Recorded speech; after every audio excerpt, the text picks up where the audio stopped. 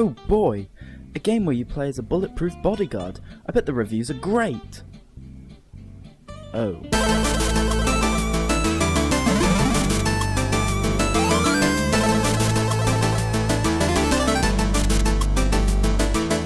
Would you like to play as a bulletproof bodyguard taking a bullet for the future President Rump?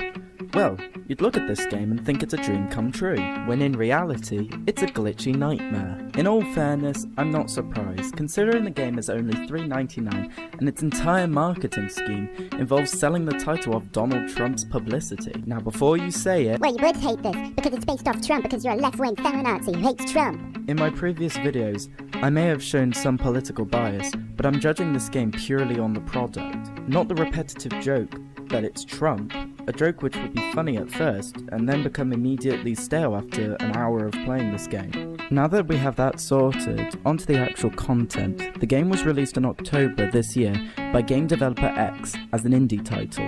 You play as Dick Rockhard, a bulletproof bodyguard for the future President Rump, no reference, who is under constant threat of being assassinated by the liberal media. You need to leap, flip, fling, and roll, which is a fucking understatement after using the physics engine for a few seconds. The game consists of over 50 missions where you have to stop an invisible sniper from killing Rump in some of the most fucking random assortment of maps that would make you question why you're trying to save this guy because he's placing himself at the most idiotic positions. Now there are some good aspects to the game.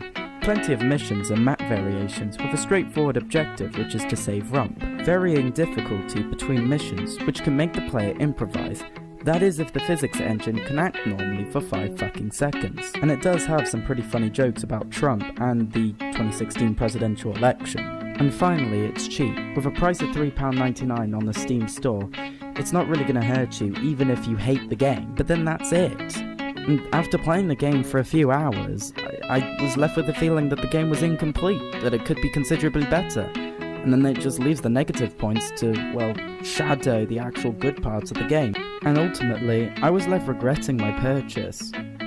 However, considering the price, I'm not gonna cry over it. And now, the negative sides to the game. As I have hinted quite a lot, the physics engine is a fucking nightmare, with wall and floor glitches, an irritating Ragdoll engine, where if your character slightly touches a specific object, his bones turn to jelly, and you faceplant the floor like a fucking idiot. The Ragdoll and physics engine issues combined results in the gameplay controls being awkward and impossible to use as intended. I found myself thinking over and over again that the game's difficulty would be a lot lower if the fucking controls worked.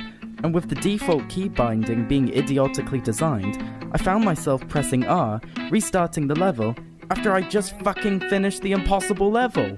And the texture design of the whole game is ugly. I feel as though I'm back in a 2008 game. Though, credit to the game, it can handle props breaking apart, which is a redeeming quality, but it doesn't make up for the fact that the game is ultimately fucking broken. And back to the controls issues, they were so awkward that it resulted in me trying to avoid playing the game because of how repetitive, awkward, and annoying the game engine is.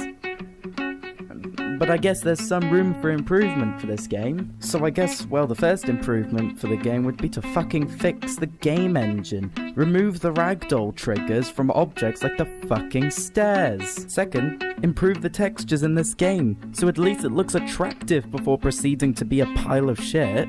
And if there was anything else to add, except for fixing the game engine, trying to add more development aspects to the game, like customizing the player and his or her apartment, or even varying assassination targets. It doesn't have to be Trump. There are plenty of political figures you can take the piss out of. If you want to play this game because it has Trump in it, and you like grinding through repetitive, lazy levels with the same shit joke being made over and over again, then this game is for you, and I recommend it.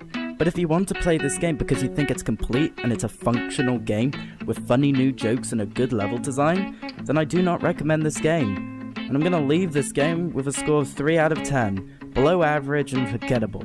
I'm certainly not going to be revisiting this game. Like and subscribe for more reviews, and if you have any recommendations for games to review, please submit them in the comments section and I'll try to review them.